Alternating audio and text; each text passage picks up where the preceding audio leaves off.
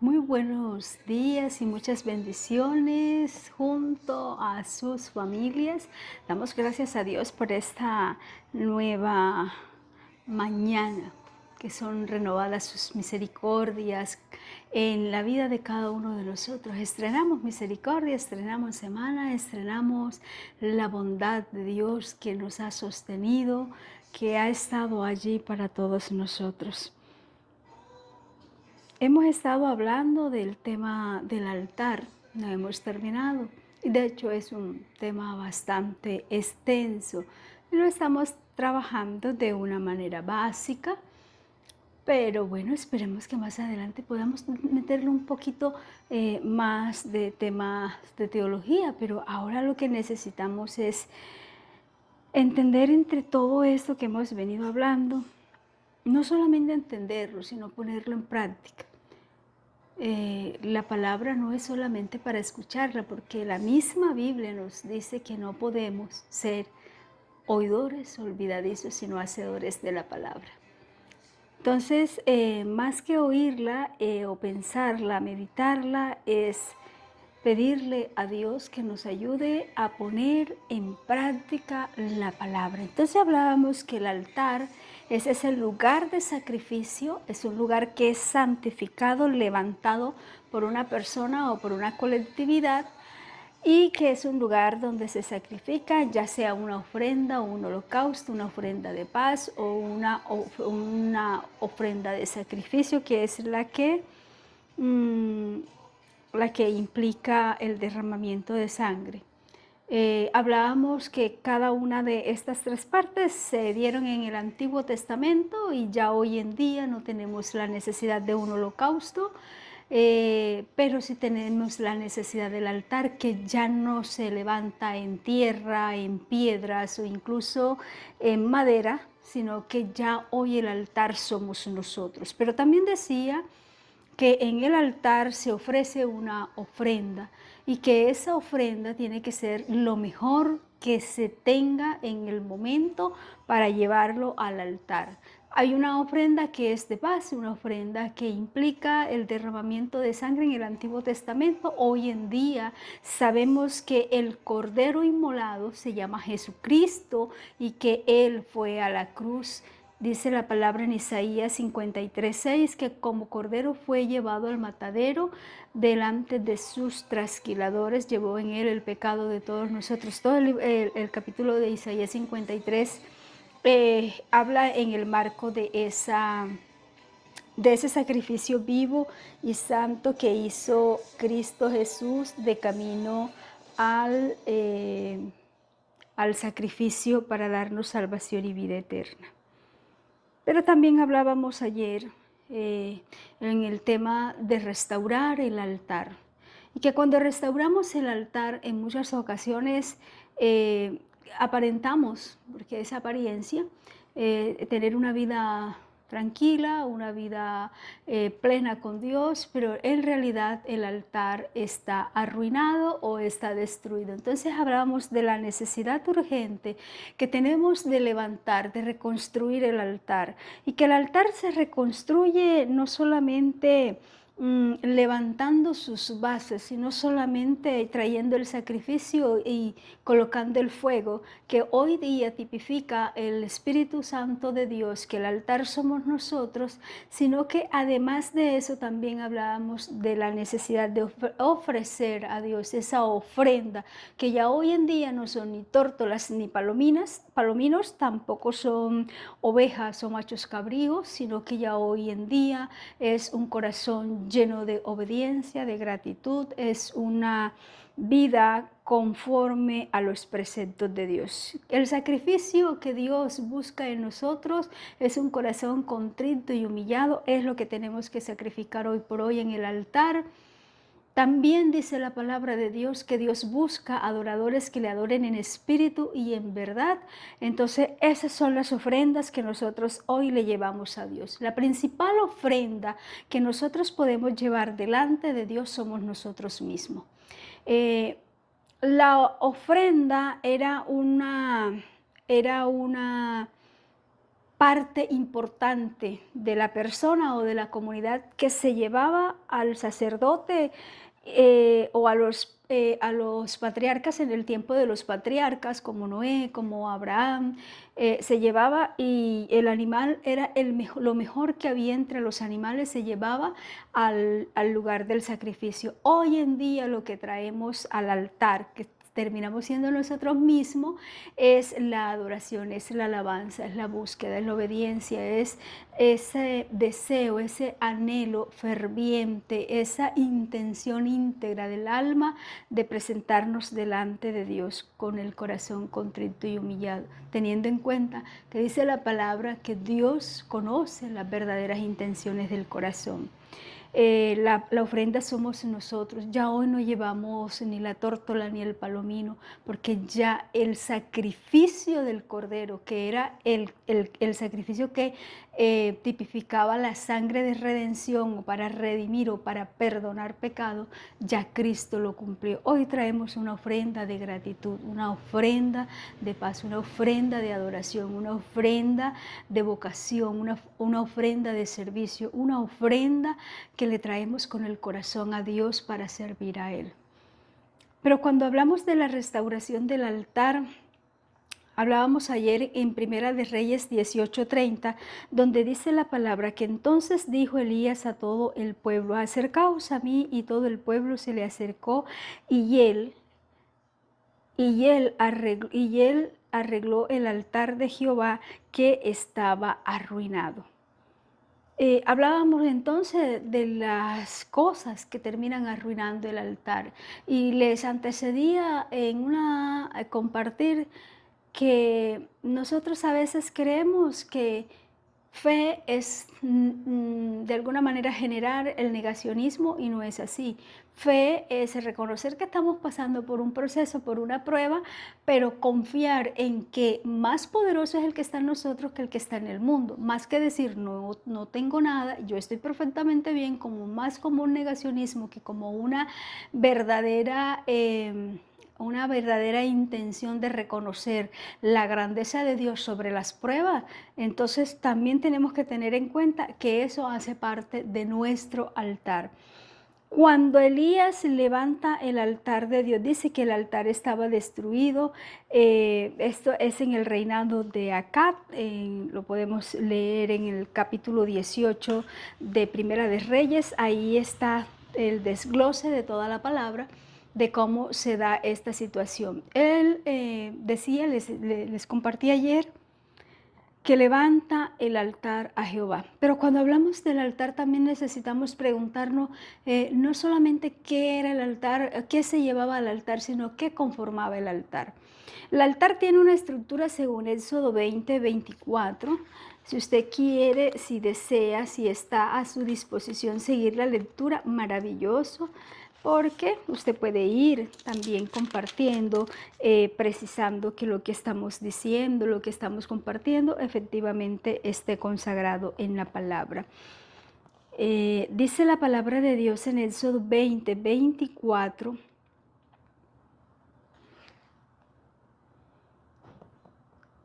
Altar de tierra harás para mí, y sacrificarás sobre él tus holocaustos y tus ofrendas de paz, tus ovejas, tus vacas, en todo lugar donde yo hiciere que esté la memoria de mi nombre, vendré a ti y te bendeciré.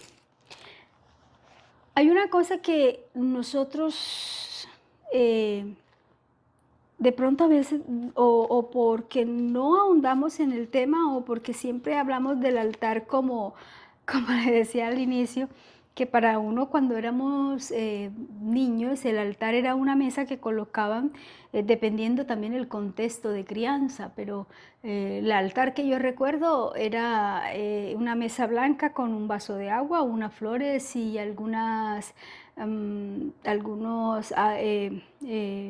elementos de tipos de liturgia. El altar del que habla la Biblia es totalmente diferente y una de las cosas que lo componían era la estructura. La estructura del altar en aquellos entonces que el altar se tenía que levantar porque no se podía hacer sobre a ras de tierra, sino que se tenía que levantar, y por supuesto que eso también tiene un significado. Pero la estructura en el prototipo que nosotros podemos hoy por hoy tener en cuenta es que, según Éxodo, representaba el sacrificio humano, esa estructura, porque no era solamente mudarse de un lugar para otro, sino era cargar la estructura, porque en muchas ocasiones se cargaba la estructura de lo que era el altar. En el caso, por ejemplo, del tabernáculo, también tenían que cargar toda, por decirlo en esta palabra, la tienda. Entonces, la estructura es aquello que soporta. La estructura era lo primero que se fijaba sobre la tierra para que allí empezara entonces a darse todo aquel protocolo, porque algo que sí existía y que no se debía violentar desde ningún punto de vista era el protocolo.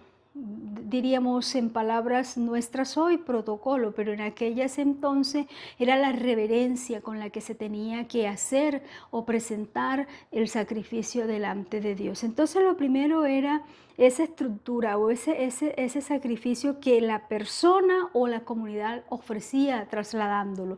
Pero también está el fuego, según Levítico 6, 12 y 13, que no solamente era algo que tenían que cargar. Levítico, vamos a leer allí. Y aprovecho para enviarle un saludo a cada una de las personas que han estado allí presentes, a las que nos han escrito, a las que nos han seguido. Muchísimas bendiciones para cada uno de ustedes. Dios les bendiga de manera sobrenatural y la gloria de Dios les guíe cada día de sus vidas.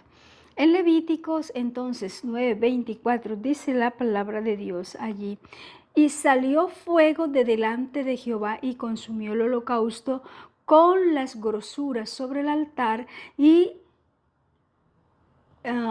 viéndolo todo el pueblo alabaron y se postraron sobre su rostro.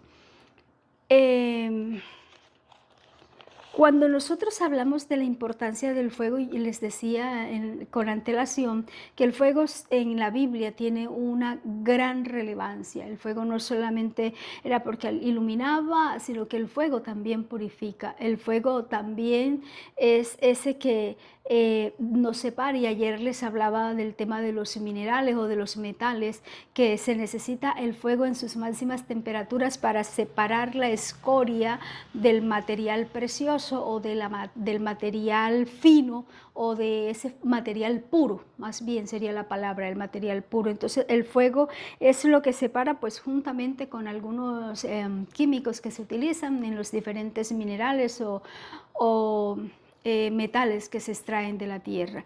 Pero cuando hablamos aquí también del fuego, necesitamos entender que la palabra de Dios dice en el capítulo, en el versículo que acabamos de leer, en Levítico 9:30, en Levítico 9:24, ¿verdad? Que habla de cómo salía el fuego de Jehová.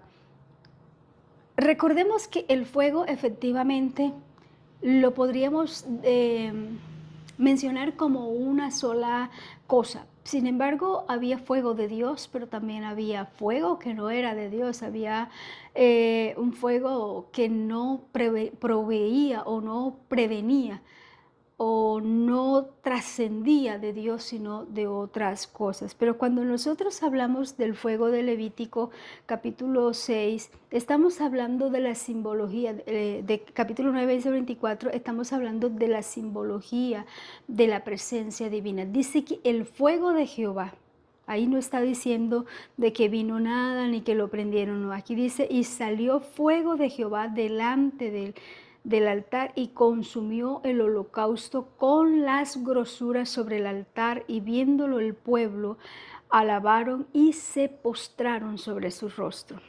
El fuego no solamente nos nos ilumina, no solamente nos purifica, sino que también es una forma en que muestra quiénes somos, nos hace ver, es tipo espejo, cómo estamos nosotros delante de Dios. Cuando hablamos de las tipificaciones, el fuego también simboliza no solamente lo que nos permitía ver, sino cómo el Espíritu Santo, que se va luego al libro de Hechos, donde está el día de Pentecostés, representa la presencia divina de Dios. Y cómo esa presencia divina de Dios nos trae no solamente un acto de reverencia, sino reconocer la grandeza de Dios. El pueblo se humilla delante de Dios y vemos ahí que el pueblo alabó y se postró sobre sus rostros en un acto de adoración genuina, en un acto de humillación, en un acto de reconocer a Dios como el Señor y Salvador de todas sus vidas. El tema del sacrificio que está en Levítico capítulo 1 nos habla de que el animal había que llevar el mejor animal, que no tuviera ninguna imperfección, se llevaba allá, se le entregaba al sacerdote y este era sacrificado y así se hacía la sustitución de la entrega, es decir, se entregaba el animal a cambio del pecado, fuese bien de la persona o de la comunidad. Y eso lo que hacía era la expiación del pecado. Y en Levíticos 1:9 también nos habla de los sacerdotes cuando hacían arder el altar, y el altar consumía no solamente la carne que estaba en el altar, sino que también se consumía la grosura. La forma como se permitía tener un mediador en ese momento, en el Antiguo Testamento, ese mediador entre Dios y el hombre, y era el sacerdote. Recordemos que antes de Cristo también existía el lugar santo y el lugar santísimo, y en el lugar santo había cierta limitación, pero en el lugar santísimo habían limitaciones extremas, y si alguien entraba al lugar santísimo sin estar autorizado, la persona moría dentro del lugar santísimo. Y si no tenía las campanillas que dejaran de sonar, que era una de las campanillas, era lo que le colocaban en su vestimenta, y mientras el sacerdote ofrecía el sacrificio, se movía para que la gente que estaba afuera escuchara las campanillas y entendiera que Dios estaba recibiendo el holocausto. Si las campanillas dejaban de sonar, se simbolizaba de que no había sido autorizado por Dios y lo tenían que jalar, porque entre las campanillas y uno de los piernas del sacerdote colocaban una cuerda. Si alguien entraba al lugar santísimo también fallecía, entonces lo que hacían era que lo sacaban a través de una cuerda, porque ese lugar simbolizaba la presencia misma de Dios. Es algo, hablando de prototipos o de tipos, podríamos decir que fue cuando Moisés le dice a Dios, déjame verte, y Dios le dice, no puedo, no me puedes ver, Moisés, porque cualquiera que me viera efectivamente moriría. Y dice que él le insistió y le dijo, cuando yo pase, te dejaré que me veas. Y recordemos que dice que cuando Moisés bajó del monte, la gente se tenía que tapar la cara porque no soportaban ver la presencia de Dios en la vida de Moisés, y le dijeron, Moisés, habla tú con Dios y a nosotros no nos pongas en esta situación porque no soportamos tanto. Era la gloria de Dios. Entonces necesitamos entender que hoy por hoy no tenemos ese sacerdote que ofrezca ese holocausto, porque resulta que Cristo es el gran sumo sacerdote que no solamente cuando muere parte el velo del lugar santísimo para darnos entrada a la presencia misma del Padre a través de su sangre preciosa, y ya no como intermediario el sacerdote, sino solamente Cristo, entonces podemos decir que el sumo sacerdote de nosotros se llama Jesucristo. Nosotros necesitamos entender que Él es nuestro mediador y solamente en Él está reposada nuestra alma, pero nuestro altar tiene que permanecer en pie. Cuando hablamos del altar, también tenemos que hablar de quiénes administraban el altar. En el Antiguo Testamento lo administraban los patriarcas. En Génesis 8:20 habla, por ejemplo, de Noé, pero en Génesis 13:18 también vamos a encontrar a Abraham con algunos liderazgos espirituales en la línea genealógica. Recordemos que Dios en muchas ocasiones le permitía a uno de los hijos, ya fuera el primogénito o en el orden que Dios lo decidiera o lo estableciera, de quién iba a coger el siguiente o esa transferencia de autoridad, de poder y de liderazgo a quien se le iba a permitir. Pero también tenemos en Levítico 1:9 donde hay una línea sacerdotal que es la tribu de Leví. Esta es una línea sacerdotal que fue instituida directamente por Dios y que allí no cabe de pronto decir otra cosa diferente a que era esa línea la que Dios escogió en el tema del sacerdocio.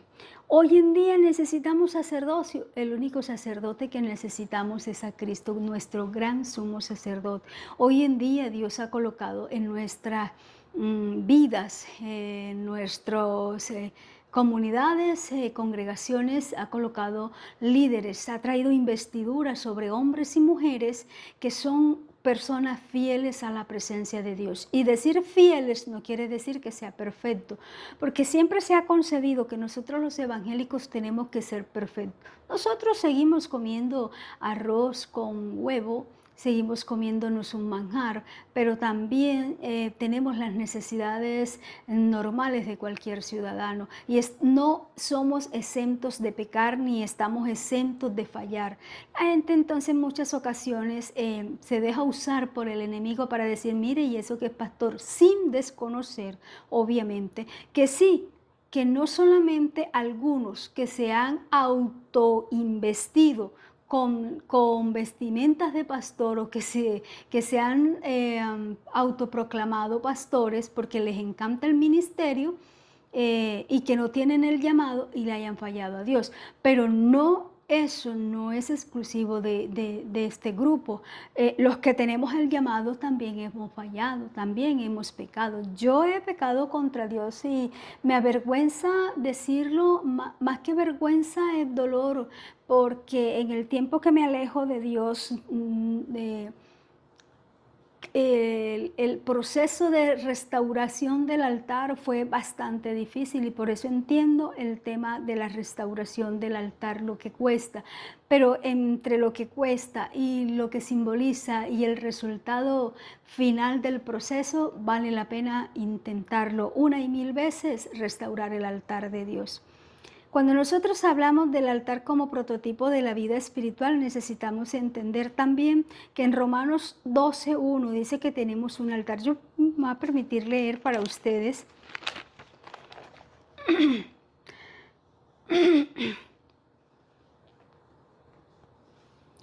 Romanos en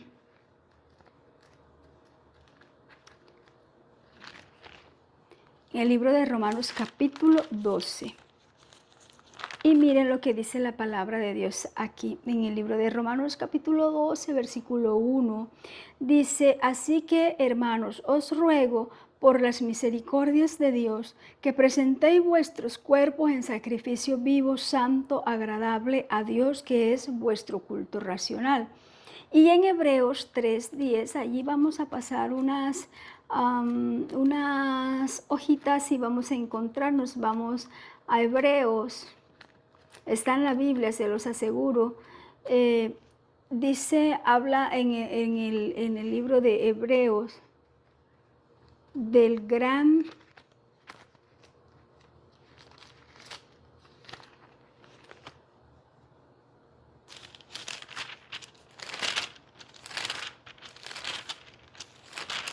Hebreos capítulo 13. Versículo 10, y ahí en esta porción dice la Biblia, tenemos un altar del cual no tienen derecho de comer los que sirven al tabernáculo. Ya estamos hablando del Nuevo Testamento, ¿verdad? Y les comentaba que no podemos hablar del Antiguo Testamento sin llegar al Nuevo, ni viceversa. No podemos hablar del nuevo sin hablar del viejo, porque el uno mira al otro y los dos conforman las Sagradas Escrituras. Nosotros necesitamos entender que nosotros necesitamos presentar delante de Dios nuestro cuerpo como un sacrificio vivo y santo delante de Dios. Necesitamos presentar nuestro cuerpo, nuestra vida, como sacrificio vivo de alabanza a Dios. ¿Y dónde lo vamos a presentar? En el altar somos nosotros. ¿A quién se lo vamos a presentar? A Dios. Entonces miren que mientras que en el Antiguo Testamento teníamos la ley del talión, que era ojo por ojo y diente por diente, aquí en el Nuevo Testamento, que ya vivimos bajo el tiempo de la gracia y no bajo la ley, necesitamos nosotros entender de que nuestro cuerpo es un lugar sagrado, somos templo del Espíritu Santo, y he allí la importancia de presentarnos con un cuerpo en sacrificio vivo, porque somos nosotros el altar. Ya no necesitamos un sacrificio particionado, ya no necesitamos un sacrificio de sangre, porque ya ese lo hizo Cristo. El particionado, ya tenemos al Cordero de Dios que hizo por nosotros en amor y misericordia el proceso eterno de redención. Pero sí necesitamos presentarnos nosotros como ese cuerpo en sacrificio, esa obediencia a Dios. Necesitamos no solamente entender que el altar deja de ser físico para convertirse en una estilo de vida espiritual eterno. Es decir, ya no vivo yo, no sabemos el texto. Ahora Cristo vive en mí, y si Cristo vive en mí, entonces yo tengo que vivir conforme a Cristo. ¿Y cómo vivía Cristo? ¿Acaso Cristo utilizaba su cuerpo para hacer cosas que no eran agradables al Padre? En ninguna manera.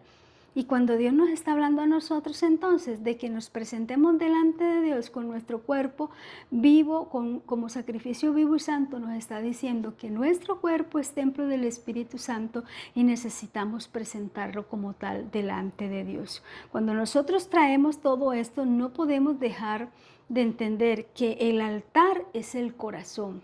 Nosotros en Corintios 3:16 dice que nosotros somos el templo del Espíritu Santo.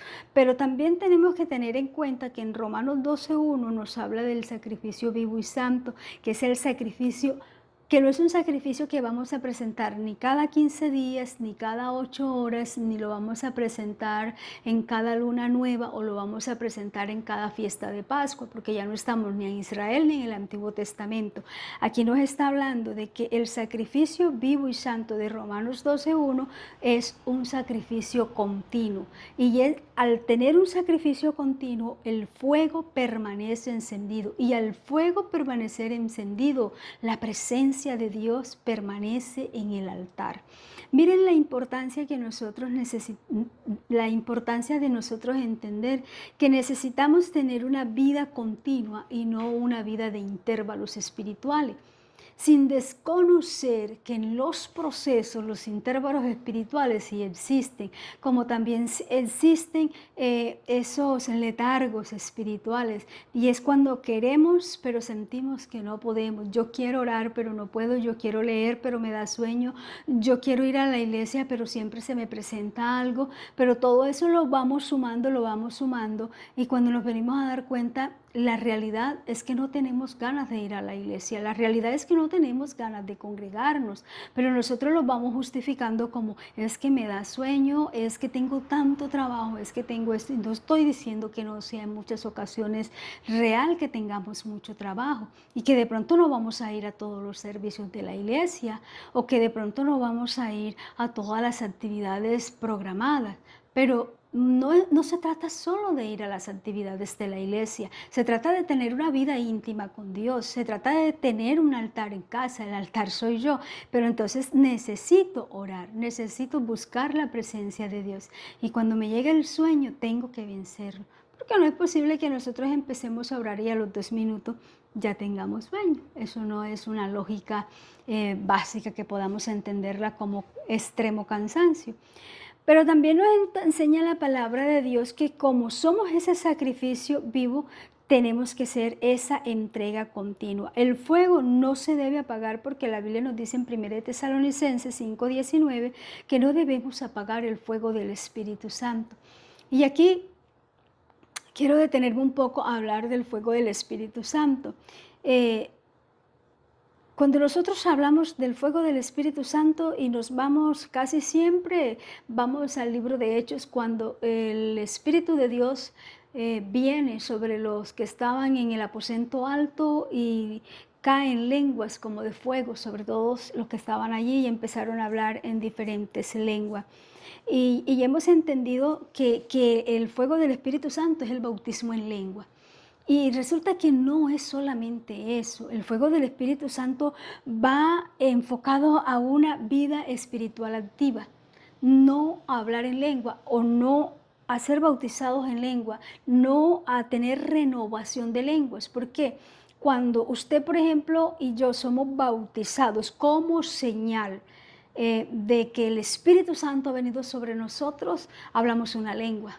Pero cuando Dios empieza a tratar con nosotros y nosotros empezamos a caminar en el proceso y empezamos a dar pasos delante de Dios y empezamos a decirle a Dios, aquí estoy dispuesto a servirte, estoy dispuesto sobre todo a obedecerte y a consagrarme, que todos en algún momento hemos vivido esa experiencia. Entonces empieza, Dios no solamente nos deja con el bautismo en lenguas, sino que nos renueva nuevas lenguas. Una persona practicante del Evangelio no solamente habla la lengua con la que fue bautizada, puede hablar 4, 5, 6, hasta 10 lenguas diferentes, que simbolizan de alguna manera como las maneras en que Dios le va levantando o le va pasando a nuevas dimensiones espirituales.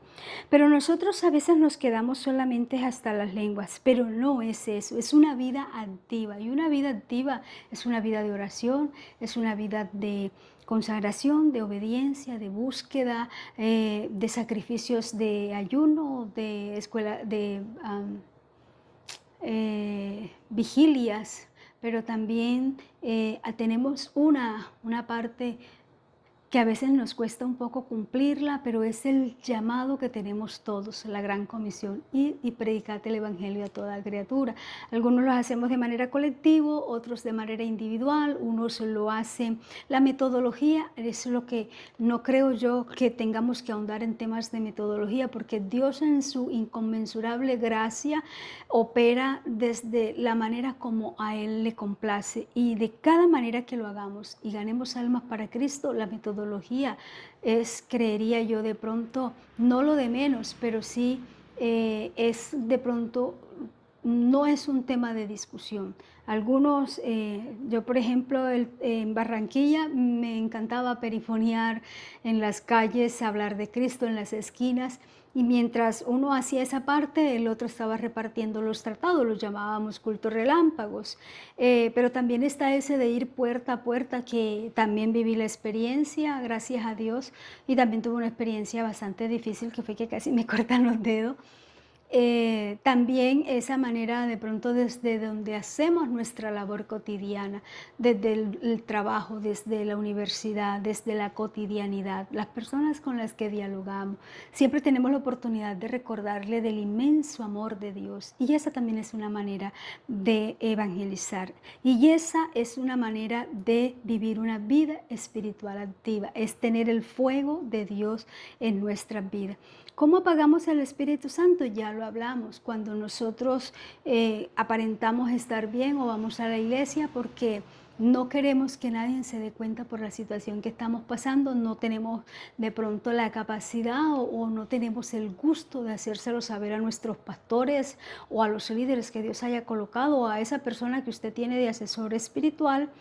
Y entonces empieza un tema de decadencia interna, y cuando se viene a dar cuenta, ya el Espíritu Santo ya está allí entristecido. La palabra dice que no contristéis, contristar es entristecer en la máxima expresión. Pero ¿cómo contristamos al Espíritu Santo? Cuando somos evangélicos en la iglesia y en la casa somos unas cosas impresionantes. Y no digo que no tengamos escachadas en la casa. Llegan momentos en que de pronto ver que acabamos de hacer el aseo, de organizar la casa y ver los zapatos tirados, obviamente molesta, eso no lo vamos a negar, pero de que moleste, a que eso lleve a una discusión de gran proporción donde se termine hablando, utilizando palabras que no son del agrado de Dios, eso no tiene nada que ver con querer corregir una acción que es incómoda. No vamos a decir que no es incómoda. Entonces tenemos que trabajar nosotros en el tema de la tolerancia, pero también enseñar a la otra persona la importancia de trabajar en equipo y que si ya el trabajo mío está hecho, es, prudente de que la otra persona también haga su aporte. Y de pronto si no puede hacer mucho, con que no deje los zapatos atravesados, ya ha hecho bastante. Pero a veces también hacemos cosas que como el pastor no nos está viendo, como el líder no nos está viendo, como los ujieres no nos están viendo, entonces hacemos cosas y decimos, no, lo importante es que nadie me vio. Y resulta que tenemos pecados ocultos en nuestra vida y el Espíritu Santo nos está diciendo que los confesemos y que los hablemos y que los digamos, que los confesemos. Cuando no lo hacemos, empezamos a contritar el Espíritu Santo y empezamos a disminuir el fuego. Acuérdense que el fuego es el Espíritu Santo y cuando lo contritamos, el fuego se va decayendo y cuando el fuego se apaga, el altar se cae. Por eso es urgente, es imperativo que nosotros entendamos la importancia de la palabra cuando nos dice que el que reconoce su pecado y lo confiesa alcanzará misericordia, mas el que no lo hace no puede alcanzar ese perdón, no puede alcanzar esa gracia. La invitación entonces es a que reconozcamos. Es de valiente reconocer que hemos fallado. Y yo siempre digo, unas personas fallan de una manera y otras fallamos de otra, pero son fallas o pecados. Y Dios no me va a preguntar a mí, es que tú cometiste este pecadito. Bueno, entonces no, pobrecita Cari. Y Pepito cometió ese pecadote tan grande. Bueno, tú a ti sí que... No, Dios no es así. Dios nos habla en su inconmensurable misericordia, su deseo de perdonarnos porque nos anhela celosamente, pero tenemos que confesar el pecado. Y que si el pecado trae consecuencias, sí trae consecuencias. El pecado trae consecuencias que una de sus principales consecuencias, y cuando hablamos de algunos pecados ocultos que no tienen proporciones externas grandes, vamos a encontrar que nuestra vida espiritual en picada va a ser muy difícil volverla a levantar, pero sí se puede, que es lo importante, porque todo lo podemos en Cristo que nos fortalece. Entonces la idea no es pensar en lo que ya hicimos y quedarnos allí casi como recubiertos ahí y no confesos, sino tenemos que hacer es confesar, levantarnos y seguir de la mano de Dios, porque Él está presto a ayudarnos. La adoración sustituye, de alguna manera podría utilizar esta palabra, que la adoración sustituye el sacrificio o los rituales que se hacían en aquel entonces. En Hebreos 13:15 dice, nos pide, la palabra nos habla que Dios nos pide sacrificio de alabanza. Ya no nos está pidiendo ni tórtolas ni palomino, ahora nos está pidiendo un sacrificio de alabanza. Preguntémonos, ¿cuándo nos hemos acercado a Dios en este sacrificio de alabanza? Y también dice en Hebreos 10:22 que acerquémonos con un corazón sincero. Con un corazón sincero es la manera adecuada como nosotros podemos conquistar el amor, la gracia, el perdón y el favor de Dios. Con un corazón sincero, con un corazón que llegue delante de Él. Dice, acerquémonos con corazón sincero en plena certidumbre de fe, purificados los corazones de mala conciencia y lavados los cuerpos con agua pura. Y mire que reitera nuevamente la necesidad del cuerpo. Hay muchas personas que de pronto no tienen una pareja. Y les voy a poner este ejemplo. Muchas personas que no tienen una pareja, pero ya han tenido una vida sexual activa y terminan haciendo cosas que no son agradables a Dios. Y Dios acá nos está diciendo que nosotros necesitamos acercarnos a Dios con un corazón sincero, en plena certidumbre de fe, purificados los corazones de mala conciencia y lavados los cuerpos con agua pura, porque nuestros cuerpos son el sacrificio vivo y santo que ofrecemos en el altar de Dios.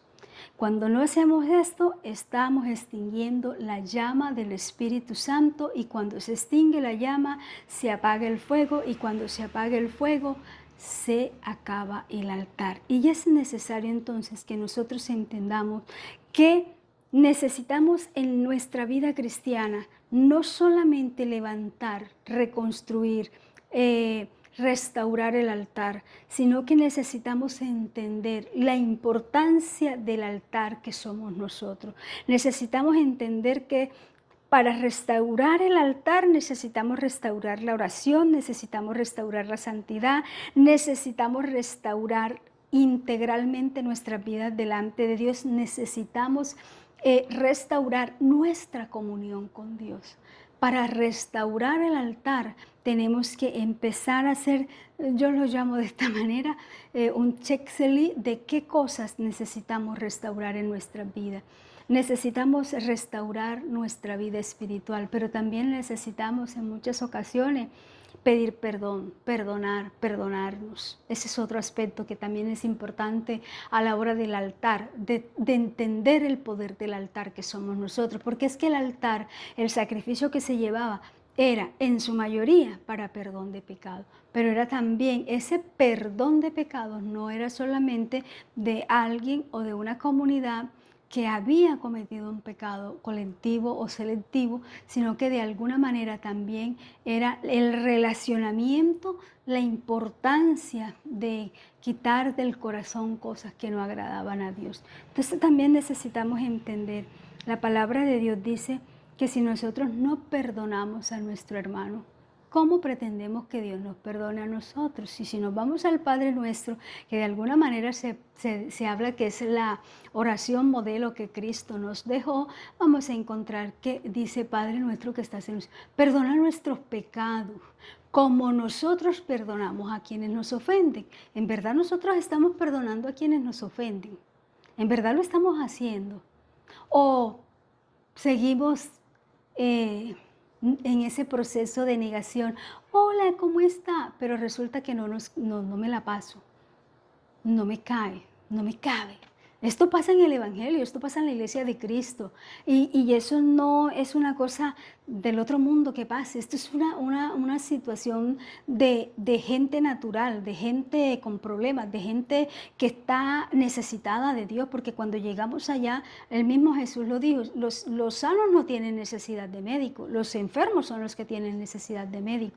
Entonces, en la iglesia no es un lugar de gente perfecta, es un lugar donde vamos personas con todas las imperfecciones del mundo, pero con el propósito de acercarnos cada día más a Dios, para que Dios nos instruya, nos mentoree, diríamos hoy ya en pleno siglo XXI. Nos mentoree y nos ayude no solamente a entender el proceso del perdón, no es de aquí, sino de acá. El perdón es del corazón. Nosotros no podemos decir que amamos a Dios si no nos pasamos al hermanito porque dijo tal cosa, o porque me pareció esto, o porque me dijeron. Que lo más triste y lo que está dañando la iglesia de Cristo hoy en día también es eso. Es que a mí me dijeron: no vayas a decir que yo te lo dije. Mire, si usted está en este plan, créame que el fuego de su altar se está extinguiendo. Créame que el fuego se está extinguiendo, porque nosotros no necesitamos un altar para chisme, no necesitamos un altar para hablar mal ni de nuestros líderes, ni de nuestros pastores, ni de nuestros hermanos, ni de nadie en específico. Necesitamos un altar para llegar delante de la presencia de Dios y reconocer las faltas, reconocer que estamos fallando. Yo fallo todos los días, le fallo a mis hijos, a mi esposo, me fallo a mí misma, ¿ya? Nosotros como seres humanos tenemos principios, y hay veces de pronto nos enojamos por algo, y a veces es tan fácil enojarse por cosas tontas y terminamos frustrados. Y yo digo: Dios mío, me tiré la oración de la madrugada con el enojo que tuve por, no sé, porque la toalla no llegó, cosas tan tan básicas, pero que pasan, esa es la realidad. Es que la toalla tiene que ir en aquel espacio y la toalla, quien se bañó y utilizó la toalla, el dueño de la toalla no la colocó en su puesto y entonces empezamos que porque la toalla, y las mujeres tenemos ese dicho de la naturaleza cantaletosa, ¿verdad? Y empezamos a ofender y empezamos a separarnos de Dios. Y Dios nos está llamando a que tengamos control de esas pequeñas zorrillas que a veces nos quieren robar la bendición. Pero también hay esas zorrillas de chisme, de murmuración. No digas que yo te lo dije, mija, pero si tuviera, no, si tuvieras, no, ven, vamos allá y hablemos de una vez. Ya. A veces uno pasa por mal educado, porque entonces el tema es que la hermana se cree más espiritual. No, no se trata de creerse más espiritual, se trata de no dejarse contaminar, se trata de no contaminar el altar, de no contaminar la ofrenda, se trata de no permitir que nada extinga el fuego del altar. Porque si a mí se me extingue el fuego del altar, nadie más me lo va a ayudar a recuperar. Ese me toca a mí doblar rodilla y pedir misericordia y meterme con Dios para poder recuperar. Entonces no vale la pena prestar nuestro oído ni nuestra lengua para meternos en cosas que no son de nuestra competencia en la vida cristiana.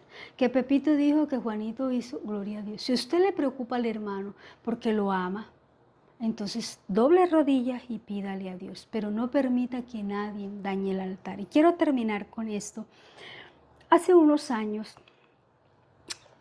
cuando Dios me daba esta palabra, me decía, pide perdón. Y a veces uno piensa que pedir perdón es un tema de cosas que yo hice. Y no solamente de cosas que yo hice, también es de cosas que a mí me hicieron. Y Dios traía a mi memoria por allá creo que en el 2004, yo tuve la oportunidad de distinguir a una misionera, una mujer muy dedicada a Dios, una mujer usada de manera fervorosa por Dios. En el 2004 han pasado 22 años, y hace 22 años, y todavía hace mucho más atrás, cuando muchas mujeres empezamos el ministerio o Dios nos llamó a servirle, de alguna manera era un poco incómodo para muchas personas ver, en mi caso pues yo era todavía casi una niña, servir a una mujer y más tan joven. Cuando yo distingo a esta misionera, teníamos el espacio para compartir, siempre compartíamos mucho de la palabra de Dios. Ella tenía un conocimiento bastante profundo en el ámbito teológico y a mí siempre me ha gustado compartir la palabra. Ya. No me gusta discutir. Si yo veo que una persona empieza a discutir, yo digo, respeto su opinión, chao. Y con ella teníamos algunas diferencias mínimas, pero nos dábamos la tarea. Yo recuerdo que debajo de un palo de mango en donde ella vivía, poníamos una mesa grande y buscábamos Biblias de estudio y libros de diccionario bíblico y empezábamos a estudiar y ahí nos dábamos un banquete de Biblia bien tremendo. Llegó el tiempo en que ella se tenía que regresar a su país. Y ella me dijo, te voy a confesar, bueno, ella me dijo a mí cualquier día, me dijo, Dios me dijo que me regresara a mi país. Y yo sentí en mi corazón mucha tristeza. Era la persona con la que yo hablaba, con la que yo compartía de Dios, con la que me sentía alegre, con la que decía, oye, mira, yo leí este versículo y mira lo que aprendí. Entonces era una forma de compartir la palabra bastante agradable. Y cuando ella me dice eso, yo, bueno, orémosle a Dios. Yo me fui triste y empecé a orarle a Dios. Y yo le preguntaba a Dios, ¿por qué te la vas a llevar? ¿Y por qué le dijiste que se fuera del país? ¿Y por qué la vas a regresar a su país si ella dice que ella está contenta trabajando en Colombia? Y yo empecé a orar, pero yo oraba aquella oración almática, de tristeza. Y yo le decía, pero ¿por qué te la vas a llevar, papito Dios? ¿Por qué? Dios a mí no me dio respuesta en esos días. Pasaron, no sé, unos días y ella llegó a mi casa y me dijo, vengo a decirte que ya tengo todo empacado, debo viajar la otra semana, ya hice todas las gestiones, tengo todos los papeles al día, me regreso a mi país. Y yo le dije, bueno, hagamos una cosa, vamos a hacer un almuerzo, no sé, fin de semana, ¿qué te parece? Me dijo, no, Caris, vine a despedirme, no te quiero volver a ver porque es que siento que me va a dar muy duro despedirme así. Entonces, hagámonos la idea de que yo me voy para mi casa y voy a venir dentro de 8 días o dentro de 3 días y yo sé que así me va a dar menos duro. Y creo que lo mismo te pasa a ti y a otras líderes que también nos reuníamos a veces a compartir. Bueno, y uno da de lo que tiene, ¿verdad? Y yo lo que sé es orar. Entonces yo le dije a ella, bueno, cuando ella me dijo que se iba, yo organicé un detalle, quería que se llevara un detalle, más que de Colombia, un detalle de mi parte, de parte de la familia. Y, y entonces me dijo, bueno, hablamos un rato, tuvimos un compartir, y ella me dijo, bueno, ya me voy. Yo le dije, no te vas a ir sin orar, vamos a orar. Y empezamos a orar, a darle gracias a Dios por su tiempo en Colombia y por todo esto. Y de pronto estamos orando allí, estábamos 4 personas. Ya. Estaba ella, estaba su esposo, estaba yo y ya estaba otra hermanita que los había acompañado a ellos. Y de pronto yo tengo una visión donde yo la veo a ella tirada de rodillas y su rostro estaba totalmente hinchado y lleno, cubierto de lágrimas. Y yo me quedé así, yo le decía, Señor, ¿qué pasa? ¿Qué tiene ella? ¿Por qué está así? Y yo abrí los ojos y me acerqué a ella y la abracé fuerte y empecé a orar por ella. Pero Dios me dijo, pídele perdón. Y yo me quedé así, de esas cosas que uno rebobina en una velocidad inmensa. Yo decía, pero yo no recuerdo nunca haberla ofendido. De hecho, es una de las personas que yo admiro por su gallardía, por ser una mujer tan aguerrida en las cosas de Dios, porque es una mujer entregada a Dios con una serie de dificultades impresionantes, pero nunca se quejó de ninguna de ellas. Y Dios me dijo, pídele perdón. Y yo la abrazo fuerte y cuando yo le voy a decir a ella que yo le pedía perdón, Dios me dice, no, tú no le vas a pedir perdón a nombre tuyo, tú le vas a pedir perdón a nombre de la iglesia. Y yo decía, Señor, pero ¿cómo? Y ustedes saben aquel versículo que dice la palabra de Dios, abre tu boca que yo la llenaré. Ese versículo se vuelve real en la vida de nosotros. Y yo empecé a llorar y yo la primera palabra que yo le dije a ella fue, hermana, te amo en el amor de Cristo Jesús. Te amo y quiero que sepas que te admiro, que me encantaría que regresaras a Colombia, que pudiéramos tener tiempos para compartir, para llevar la palabra a otros lugares, para regresar a las veredas a predicar a Cristo. Y Dios me dijo, y dile que le pides perdón por la iglesia. Y yo le dije, hermana, y yo te pido perdón en nombre de la iglesia, en nombre de los pastores, en nombre de los grupos de oración, en nombre de los grupos de alabanza, de niños, de ujieres. Y yo empecé a enumerarle y esa mujer empieza a llorar, pero de una manera ya no bajo casi la presencia de Dios, sino de una manera casi humana y desconsolada. Y yo decía, pero Dios mío, Señor, ¿tú por qué no me dijiste antes que ella tenía alguna dificultad? Si yo de pronto hubiese sabido, te hubiese pedido sabiduría de cómo ayudarla. Y yo le pedí perdón. Le pedí perdón y Dios me dijo que buscara y le lavara los pies. Y yo le lavé los pies. Y besé sus manos y besé su frente y le dije que nos perdonara. Que nos perdonara si no la habíamos tratado bien, que nos perdonara si no si no le habíamos dado el valor, si habíamos ignorado cómo Dios la utilizaba, cómo Dios la había sacado de su país para traerla a un país con tantas dificultades. Y ese día continúa llorando pues y me empieza a decir que era la única petición que ella le había dicho a Dios. Ella le había dicho a Dios, yo no me voy de Colombia sin yo sentir que yo perdono a mis hermanos colombianos, no a todos, pero como había venido a Colombia, ella le dijo sin perdonar a mis hermanos colombianos. Y ella empieza a contarme cosas que de alguna manera yo también había vivido y me era de alguna manera fácil entender. Y cuando Dios me estaba dando esta enseñanza, Dios también me decía, pide perdón. Pide perdón porque yo dejé las 99 y me fui por una. Pide perdón porque no hemos tenido la capacidad de perdonar y pedir perdón.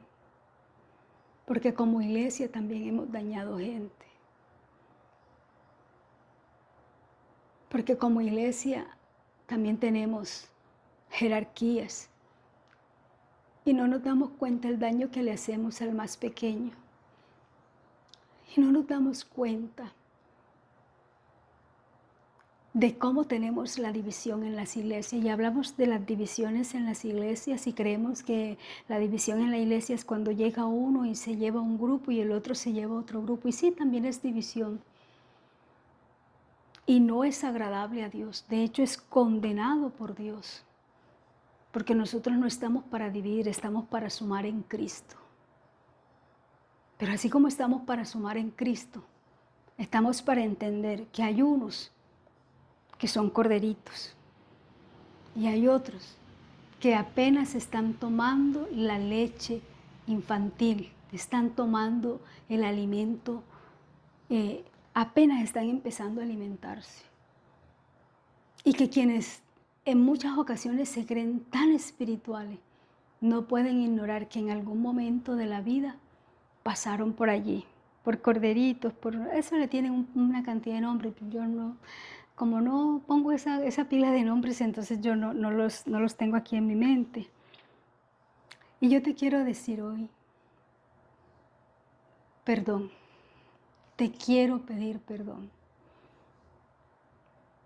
te quiero ofrecer perdón. Y quiero pedirte que perdones a quien te hizo daño dentro de la iglesia. También somos humanos y no lo estoy justificando. A veces cuando más necesitamos es cuando menos encontramos. A veces cuando más buscamos es cuando más ausencia tenemos. Y sí, la iglesia te falló y yo te pido perdón. En nombre de Jesús. Yo te pido perdón por la herida que te pudimos haber causado en tu lugar donde tú vives. De pronto yo no conozco la persona que te hizo el daño, pero Dios sí la conoce. Y Dios tampoco quiere condenación para esa persona. Dios quiere perdón, reivindicación. Ese es el proceso del nuevo pacto. Reivindicarnos, perdonarnos, levantarnos. Y hoy, en el nombre de Jesucristo, te pido perdón, mujer. Te pido perdón a ti, caballero, a ti, joven. A ti que de pronto te acusaron con o sin justa causa.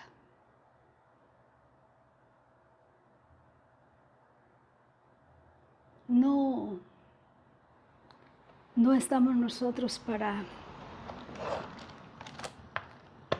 juzgar ni para condenar, pero sí cometemos ese pecado. Y yo quiero decirte en esta hora de la mañana que Dios nos ha llamado a perdonar, a pedir perdón y a perdonarnos. Perdónanos y perdónate a ti mismo. Es la mejor manera de seguir avanzando, es la manera de reconstruir el altar, es la manera de avivar el fuego, es la manera de levantarnos, es la manera de ganar esta y muchas batallas más en esta guerra que, como dijo Pablo, al final de sus días he peleado la buena batalla. Ahora me espera la corona de la vida. Padre, en el nombre de Jesús, gracias te doy en esta hora porque tú eres bueno. Somos el altar de tu presencia. El fuego eres tú, Espíritu Santo de Dios. Lo que enciende y lo que nos mantiene es tu palabra. Hoy tenemos un sumo sacerdote, al gran sumo sacerdote. Y eres tú, Jesús de Nazaret. Tenemos al gran Espíritu Santo, nuestro amado Paracleto. Podríamos decir que lo tenemos todo, pero a veces también nos faltan cosas. No, Señor, a veces porque aunque queremos avanzar, hay cosas que parecen detenernos en el proceso. Nosotros necesitamos avanzar de la mano contigo porque si avanzamos solos, Señor, en cuesta arriba vamos a caer. Si avanzamos sin tu propósito, si avanzamos, Señor, sin tu directriz, sin tu dirección, sin tu guía, no vamos, Señor, a alcanzar la meta porque tú eres la meta.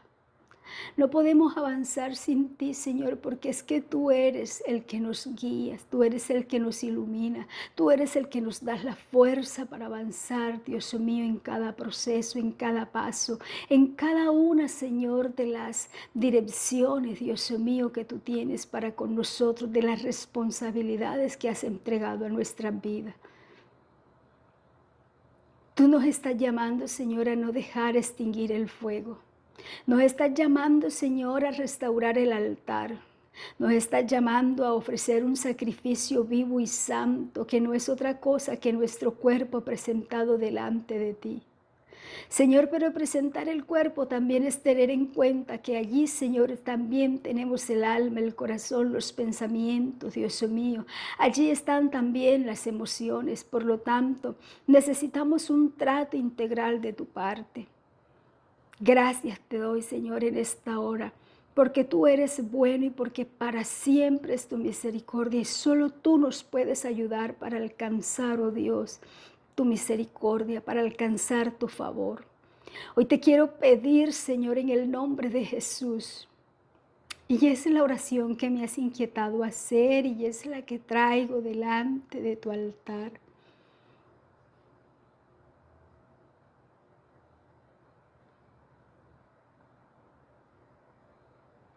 Aquellos, Señor,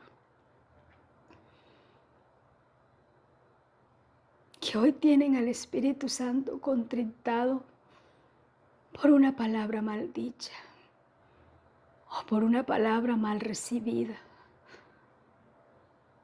Porque en medio del proceso y en medio del alimento, de la etapa del alimento recibido, tal vez no fuimos lo suficientemente prudentes.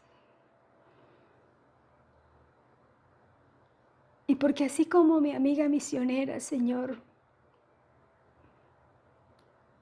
recibió tantas humillaciones y recibió desplantes, así, Señor, hay muchos. Y tú me pones a orar por ellos y yo te pido que por amor de tu nombre tú levantes banderas en sus vidas. Te pido, Espíritu Santo de Dios, que tú te levantes poderosamente y sanes el corazón, sanes los pensamientos, sanes los sentimientos. Que tú, Señor, repares, Dios mío, el daño. Y que tú, Señor, restaures, restituyas, Padre mío, el perdón en la vida, Dios mío, de cada persona. Señor, tu iglesia está fallando. Nosotros estamos fallando, Señor. Nosotros estamos pecando contra ti cuando queremos pasar por encima de nuestros hermanos. Estamos pecando contra ti, Señor, cuando menospreciamos a alguien. Estamos, Señor, ofendiendo tu nombre cuando podemos hacer algo por alguien, Señor, y no lo hacemos. Cuando nos prestamos, Señor, y cuando prestamos la lengua, los oídos, para hablar mal de alguien sin saber cuánto daño le podemos estar causando. Sin saber, Señor, con cuántas dificultades esa persona está dando sus pasos. Hoy yo te pido perdón. Te pido perdón por todos los pecados que hemos cometido. Pero papá, no te puedo pedir perdón sin hacerte, Señor, una petición, y es que tú traigas restauración, que tú traigas, Dios mío, reivindicación al corazón, que tú traigas, Señor, paz, que tú traigas, Dios mío, consuelo, que tú traigas, Señor, a tu Espíritu Santo, y que el fuego del altar se vuelva a encender. Señor, no solamente los que aún todavía están yendo a la iglesia, sino a aquellos que dejaron de ir y nosotros no los buscamos. Y nosotros ignoramos el llamado. Aquellos que han dejado de ir porque escucharon un mal comentario y no tuvimos la más mínima intención, Señor, de buscarlo para vendar la herida. Perdón, papá. Perdón porque son nuestros hermanos. Perdón porque si no los puedo amar a ellos, que los puedo ver, que los puedo tocar, ¿cómo podría decirte yo que te amo, Señor? A ti que eres como el aire, que no te veo, que no te puedo palpar, Padre mío. Espíritu Santo de Dios, en el nombre poderoso de Cristo Jesús, te pido que tú obres en cada vida. Te pido que tú restituyas ese amor imperturbable tuyo en la vida de cada corazón, en cada vida. Que tú ministres, Señor, perdón, que tú ministres paz, que tú ministres, Señor amado, esa resiliencia de la que tanto hablamos, pero que poco practicamos. Que tú, Señor, nos ayudes, Dios mío, como dice tu palabra, Dios mío, con ese amor fraterno en Cristo Jesús, de levantarnos los unos a los otros, de orar los unos por los otros, Dios mío, de sostenernos los unos a los otros, de hacer vallados, Señor, por los unos por los otros, porque eso es lo que a ti te agrada. La voluntad tuya, Señor, es que oremos los unos por los otros. Y en esta hora no solo te oro por esa persona, por esos hermanos, Señor. También te oro por pastores, Dios mío, que se han retirado de los ministerios, que han dejado, Señor, ministerios, no solamente porque han fallado, sino porque se cansaron. Pero así como hay pastores, también hay misioneros, también hay evangelistas, Señor, también hay maestros. Señor, qué cansados, Dios mío, Señor, dejaron todo. Aquellos a los que tú les has dado los dones, Señor, que llegó un momento en que creyeron que ya no podían y no encontraron, Señor, una voz de aliento que le dijera que se animaran, que sí podían seguir avanzando, Señor, y empezaron, Dios mío, poco a poco a retirarse. Yo te pido por ellos y te pido, te suplico, Espíritu Santo de Dios, que los vuelvas a tu grey. Vuélvelos, Señor, al lugar de reunión donde tú quieras, papá, donde a ti te complazca hacerlo. Pero vuélvelos, Dios mío, porque dice tu presencia, con amor eterno te he amado. Vuélvete a mí porque yo te redimí. Padre Santo, en el nombre de Jesucristo te lo suplico con toda mi alma, Señor.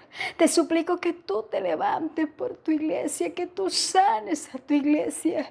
Te suplico, Señor, que seas tú lavándonos, que seas tú limpiándonos, que seas tú santificándonos, purificándonos, que nosotros podamos ser ese altar donde podamos ofrecer nuestro cuerpo en sacrificio vivo y santo, en adoración, en alabanza, Dios mío, en rectitud, pero también en gratitud, en obediencia, Señor.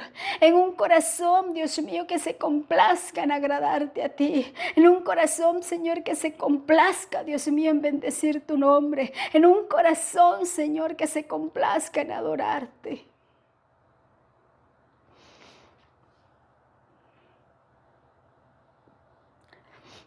Mi alma te honra y te glorifica. Te doy gracias, Señor. Te doy gracias y coloco cada vida delante de ti. Así como coloco la vida de Juanpi, la vida de mi hermana Blanquita Pérez, Señor. Así como coloco la vida de Andrea, papá, la vida de mi hermanita Ángela Parra. Pero también aquellas personas, Señor, que han pedido oración para que seas tú el que obres poderosamente. Y que la sanidad no solamente sea física y del cuerpo, sino que también sea del alma y del espíritu. Que el milagro, Señor, vaya más allá de una obra, Dios mío, preciosa en la vida, sino de una obra redentora del alma y del espíritu. Padre Santo, tú eres médico por excelencia. Obra tú poderosamente en cada una de estas personas. Señor, tú eres el médico especialista en la vida de Juanpi, Señor. Te pido que obres en su vida. Tú conoces qué tiene. Quiero pedirte con toda mi alma que seas tú su médico de cabecera. Señor, que igual trates con su familia. Que tú, Señor, hables al corazón de este jovencito y que él pueda entender tu amor misericordioso en su vida. Que aún, Señor, en medio de este proceso por el que pasa, Señor, tú te complazcas en estar allí, traer, Señor, paz a su corazón, reflexión a su alma, Dios mío, y sanidad a su cuerpo, a su espíritu. Trae sanidad integral, Señor, a su vida en el nombre de Jesús. Padre, gracias, Señor. Gracias por lo que tú has hecho, por lo que estás haciendo, por lo que harás. Gracias por esta nueva semana, la cual colocamos delante de ti. Y te pedimos que a través de tu Espíritu Santo nos guíe. Espíritu Santo de Dios, guíanos en esta semana. Guíanos por caminos de bien. Mira, Señor, la hoja de vida que van a erradicar. Padre, mira, Dios mío, los exámenes médicos. Mira los resultados médicos, Señor. Padre, mira la diligencia que van a hacer.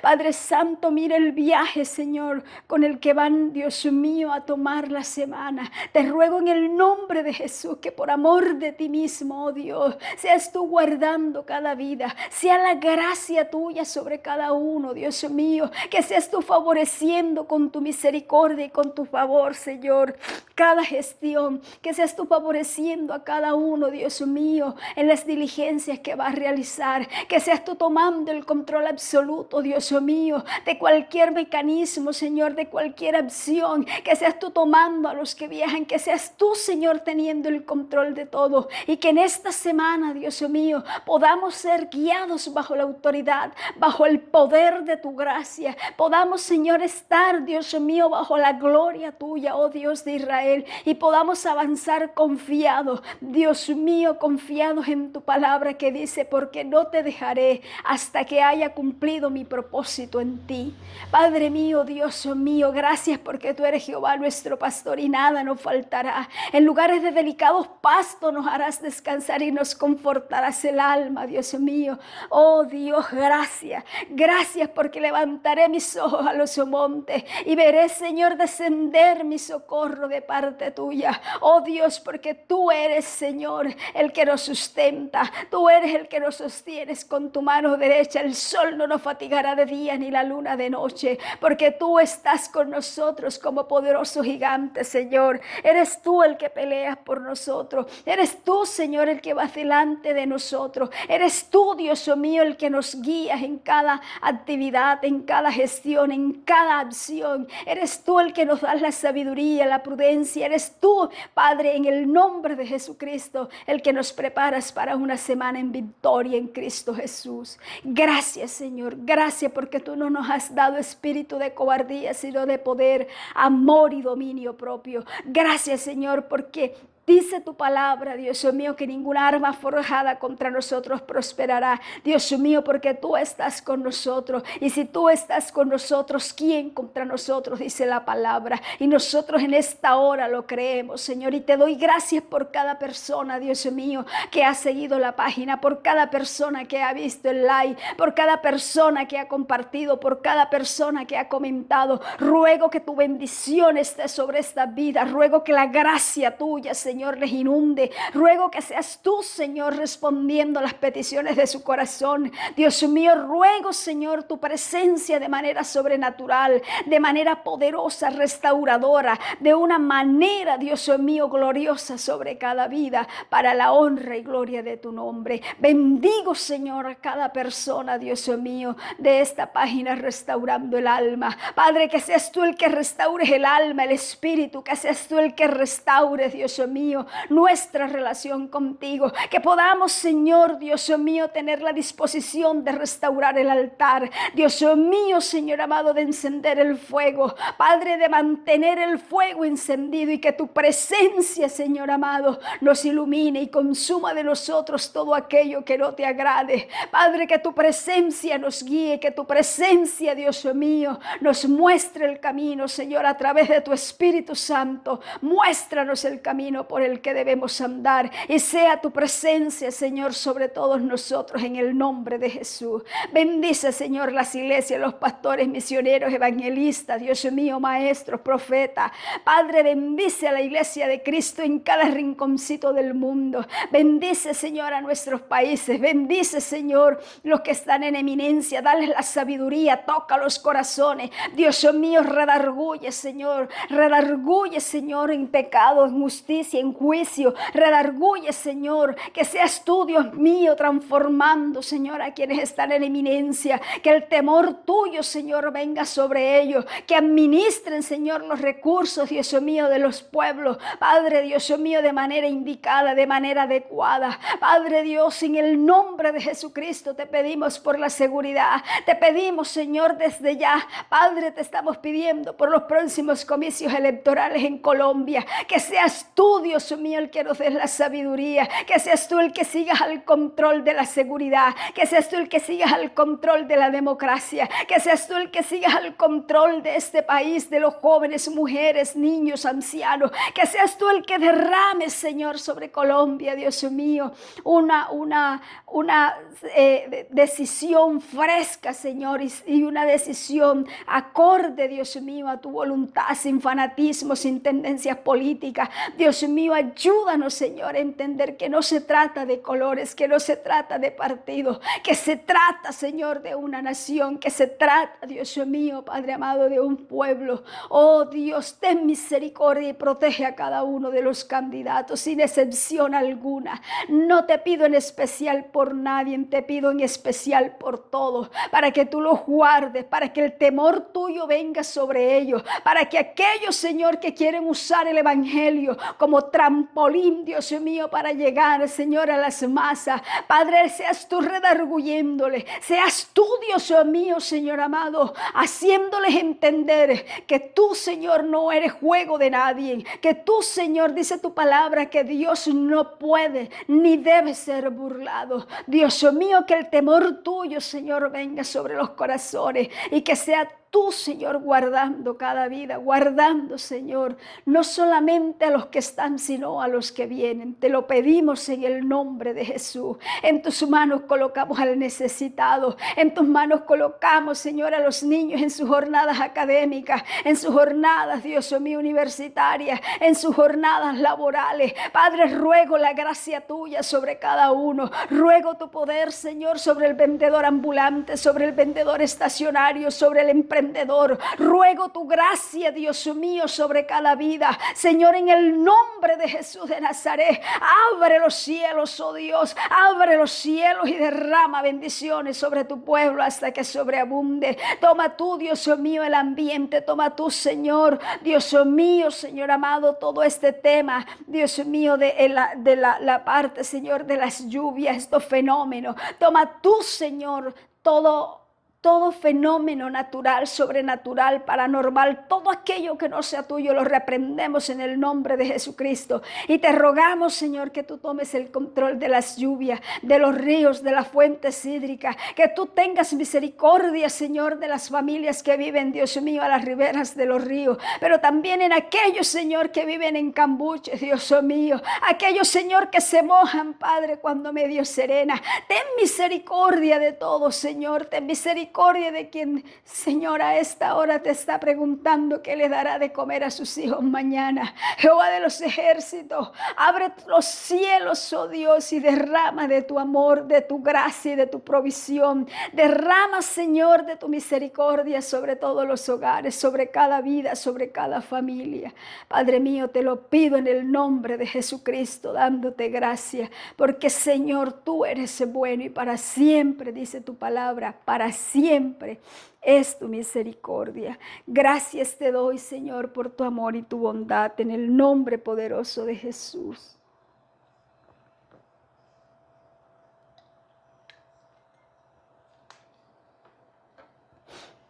Amén.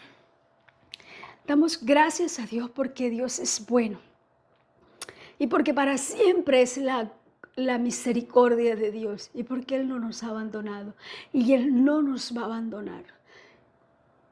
Quiero reiterarte